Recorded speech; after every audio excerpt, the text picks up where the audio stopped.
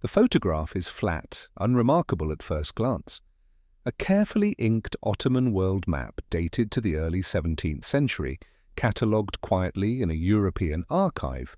Its caption is clinical: Ottoman cartographic fragment, circa 1634.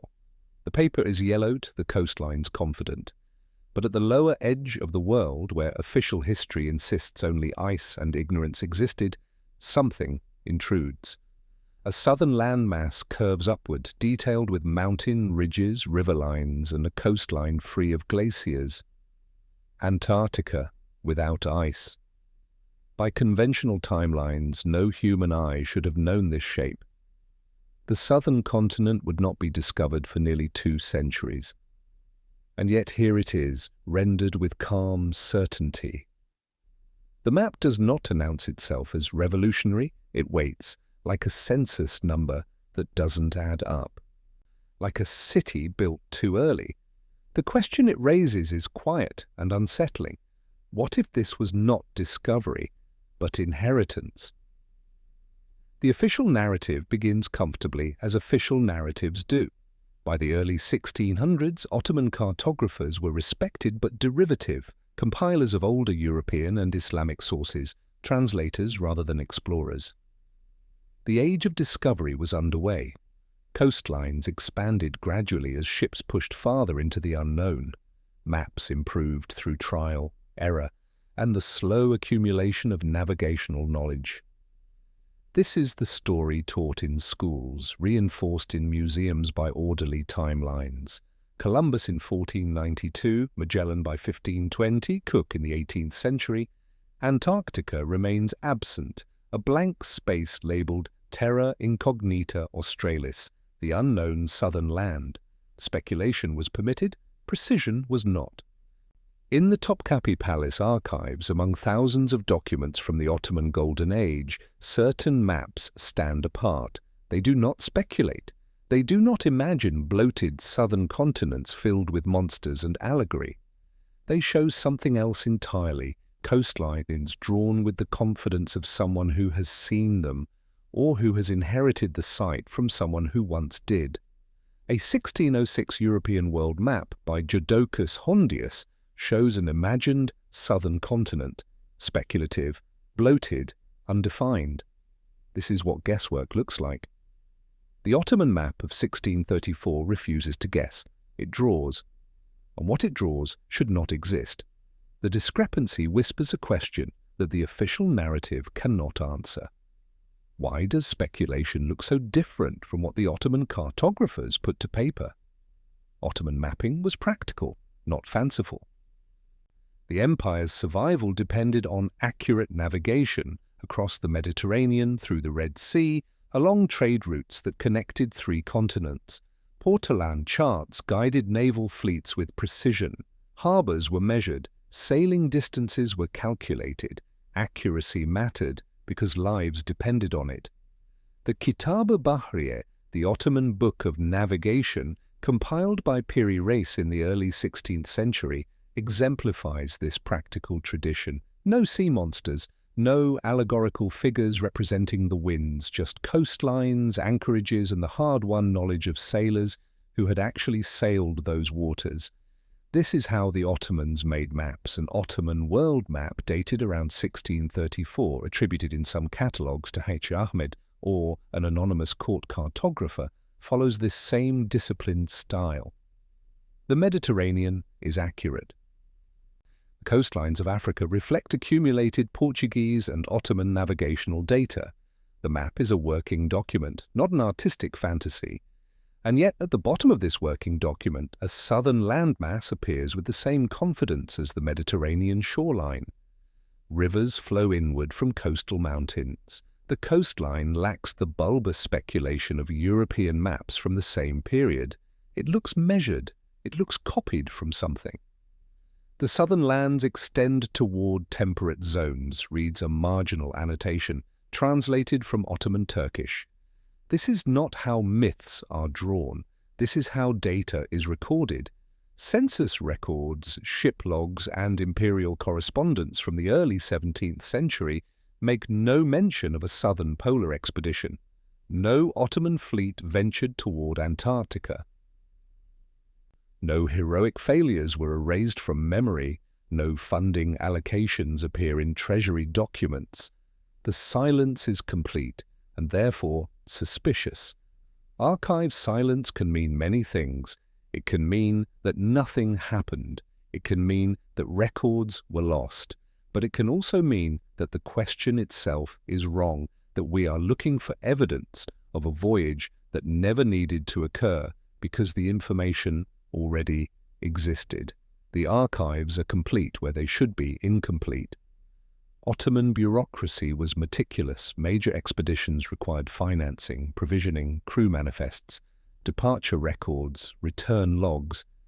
None of these exist for any journey toward the southern polar regions. The gap is too clean to be accidental. Perhaps the cartographers never went there. Perhaps they didn't need to. The pattern emerging from the archives suggests a different possibility, that the map was not created from exploration, but inherited from an older source, one that predated the Ottoman Empire itself. If no one sailed to Antarctica to gather this data, then someone else must have, someone whose records have been lost or whose existence has been forgotten. Absence can be coincidence. Repeated absence becomes structure, and structure implies design. The southern landmass on the 1634 map shows rivers flowing inward from coastal mountain ranges. This detail alone distinguishes it from European speculative maps of the same period, which typically depicted an amorphous blob of hypothetical land. The Ottoman cartographer drew drainage patterns, the kind of detail that requires either direct observation or access to someone else's direct observation. Mountain ranges on the map follow tectonic logic later confirmed by seismic surveys conducted beneath Antarctic ice in the 20th century. The Transantarctic Mountains, unknown to any explorer until the early 1900s, appear in approximate position on a map drawn 3 centuries earlier. The coastline aligns uncannily with modern subglacial maps produced using ground-penetrating radar, technology that did not exist until the 1950s. Mainstream explanations suggest guesswork or coincidence. European cartographers had speculated about a southern continent for centuries, and the Ottoman map could simply represent another iteration of that speculation, but coincidence struggles with contour. Guesswork does not usually get geology right. The comparison overlays are striking. When the Ottoman coastline is placed against modern ice-penetrating radar maps of Antarctica's actual landmass beneath the glaciers, the match is too close for comfort. Not perfect, but closer than any map created through speculation should be. Either the cartographer was extraordinarily lucky, or the cartographer was copying something older than the ice. Accurate longitude requires precise timekeeping, a problem not solved until the 18th century with the invention of marine chronometers. Before John Harrison's breakthroughs in the 1760s, ships could determine latitude with reasonable accuracy but struggled with longitude. The errors were significant and dangerous. Countless vessels were lost because sailors could not accurately determine how far east or west they had travelled. British Admiralty records from before 1760 document consistent longitude errors in navigational charts. Even the most sophisticated European maps of the 17th century show coastlines displaced by hundreds of miles east or west of their true positions. This was the state of the art. This was the best that contemporary technology could achieve. The Ottoman map of 1634 places its southern coastlines with longitudinal confidence that should not have been possible. The spacing matches later verified coordinates more closely than contemporary European maps of well-travelled coastlines. How does a map drawn before the invention of accurate timekeeping get longitude right for a continent that would not be discovered for 2 centuries? 2 possibilities emerge. Either the Ottomans possessed timekeeping technology that history does not record, or the data predates the problem, inherited from a source created when longitude could be measured by methods we no longer understand or acknowledge. What if the map is copying something older than the technology needed to create it? Ottoman scholars were known to translate and preserve ancient texts: Greek, Roman, Arabic, Persian. The great libraries of Constantinople held manuscripts rescued from the destruction of other civilizations. When the Byzantine Empire fell in 1453, its scholarly treasures passed into Ottoman hands. When the libraries of Baghdad were scattered, some fragments found refuge in Turkish archives. A 1559 letter from an Ottoman court official describes Old World charts rescued from decay, maps so ancient that their origins could not be determined. The letter does not specify what these charts depicted, but it confirms the existence of an archival tradition. The Ottomans collected and copied older maps, preserving cartographic knowledge that might otherwise have been lost. Preservation is not creation. If the 1634 map draws from older sources, the question shifts: who created those sources? What civilization needed Antarctica mapped before the ice came? The margin of the map itself suggests awareness of this mystery. From the ancients, one annotation reads, without specifying which ancients or how ancient. The inherited archive hypothesis proposes that certain maps, Ottoman, European, Arabic, share a common ancestor, a body of cartographic knowledge created by a civilization whose existence has been forgotten or suppressed. The maps are not original discoveries, but copies of copies, degrading slightly with each transmission, yet retaining enough accuracy to hint at their impossible origin. The Oronce-Phineas map of 1531 shows a similar southern continent, ice-free, with rivers and mountains drawn with confidence rather than speculation. So does the Mercator projection of 1569. The Haji Ahmed map of 1559 shows comparable detail, different cultures, different decades, same silhouette. These maps emerge from separate cartographic traditions. The French mathematician Oronce-Phineas worked from his own sources. Mercator compiled data from Portuguese, Spanish, and Arabic navigators. And the Ottoman court cartographers drew from their own accumulated archives, yet all of them depict a southern continent with features that match modern subglacial surveys. Parallel errors are unlikely. If each cartographer was simply guessing, their guesses should diverge. Different coastlines, different mountain ranges, different drainage patterns. Instead, they converge on the same basic shape, as if copying variations of a single prototype. Independent confirmation without shared explanation suggests inheritance rather than invention. The simplest hypothesis is that all these maps derive from a common ancestor, a source map or collection of source maps that circulated among scholars and was copied, translated and recopied across cultures and centuries. The pattern is simpler than the alternative and more disturbing. By the 1893 Chicago World's Fair, these anomalous maps had already been catalogued as curiosities.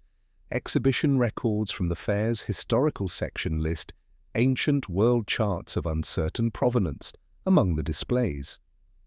Visitors could examine reproductions of the Piri Reis map, fragments attributed to various medieval cartographers, and compilations showing the evolution of geographic knowledge. The exhibition catalogue describes the maps with scholarly detachment. Interesting examples of early geographic speculation. No mention of the impossible accuracy, no acknowledgement that these speculations matched reality more closely than the official surveys of the day. The anomaly was already being domesticated, rendered safe through the language of curiosity rather than investigation.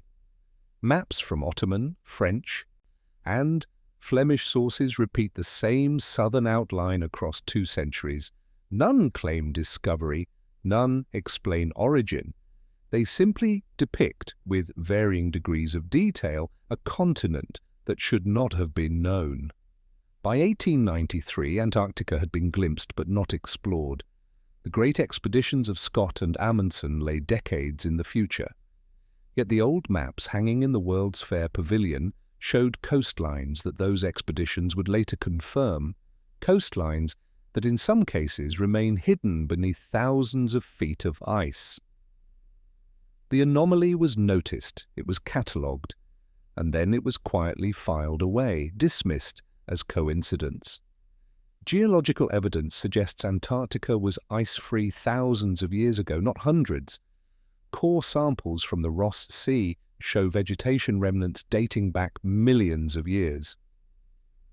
More recent analysis suggests that portions of the Antarctic coast may have been temperate as recently as 6,000 years ago, though mainstream paleoclimatology places significant ice coverage much earlier. The contradiction is temporal. Human cartography should not reach that far back. Written records extend perhaps 5,000 years. Sophisticated map-making requires civilization, mathematics, navigation technology. The official timeline of human development does not permit accurate Antarctic charts created before the ice, unless human history does extend that far back, unless something happened that reset the clock. The ice-free maps suggest one of two possibilities. Either they are elaborate coincidences, products of lucky speculation that accidentally matched reality, or they are copies of charts created when Antarctica could actually be mapped by a civilization that existed before our recorded history began. The first explanation strains probability, the second strains belief, but the maps exist, they hang in archives, they match surveys, and they cannot be explained by the official timeline of human development. Sudden demographic resets appear elsewhere in the historical record. Post-Black Death Europe experienced population rebounds that some scholars consider anomalously rapid. Orphan surges in 19th century America produced waves of children whose origins were documented with suspicious brevity. Parents deceased, origin unknown. Cities appeared fully formed in photographs before the populations that supposedly built them had arrived. The orphan train intake logs are particularly striking. Between 1854 and 1929, over 200,000 children were transported from eastern cities to rural placements across America. The records for many are sparse: names, approximate ages, and the repeated phrase, origin unknown. Where did these children come from? Who were their parents? The archives offer no answers. Maps may be the same kind of artifact. Just as populations can be replenished from unclear sources, knowledge can be inherited without clear transmission. The Ottoman cartographer of 1634 may have copied a chart whose origin was already lost, just as the orphan trains transported children whose origins had already been erased. Repopulation follows absence, reconstruction follows destruction. The pattern suggests that what we call history may be reconstruction, a rebuilding from fragments left behind by something that came before. Just as cities inherit buildings without builders, cartographers may inherit maps without voyages. The infrastructure precedes the explanation. The knowledge arrives before the discovery. This is the pattern that connects anomalous maps to anomalous demographics, to anomalous architecture. Memory loss can be systemic. Civilizations forget. Libraries burn. Languages die. What survives is fragmentary. A map here, a building there, a population surge without explanation. The survivors of collapse inherit what remains without understanding its origin. The archive room where the Ottoman map rests is quiet. Dust motes float in slanted light. The leather bindings of surrounding volumes crack with age. The ink on the map has faded to brown but remains legible. It sits among thousands of other documents, unremarkable unless you know what to look for. This is how evidence hides, not through conspiracy but through volume. The anomaly drowns in the ordinary. The impossible map files alongside routine correspondence, tax records, and shipping manifests. No one hides it because no one recognizes what it implies. The pattern is not concealed, it is simply not seen. And perhaps that is the most effective concealment of all. If maps record a world before a reset, genealogy becomes unstable. The family tree extends only so far back before it encounters fog. Census records from the early 19th century show corrections made decades later, names added, origins revised, dates adjusted. The paper trail that connects us to our ancestors may be more fragile than we assume. History becomes curated.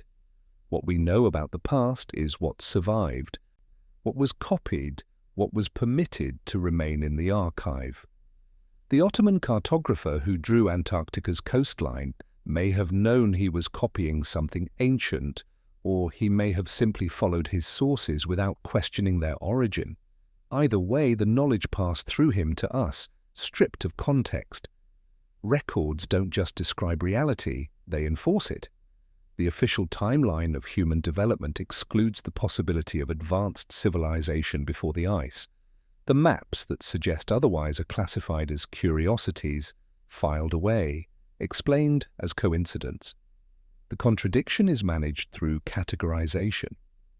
What was removed to stabilize the story? What other fragments exist in archives around the world waiting to be recognized? The question is not whether anomalies exist, they clearly do.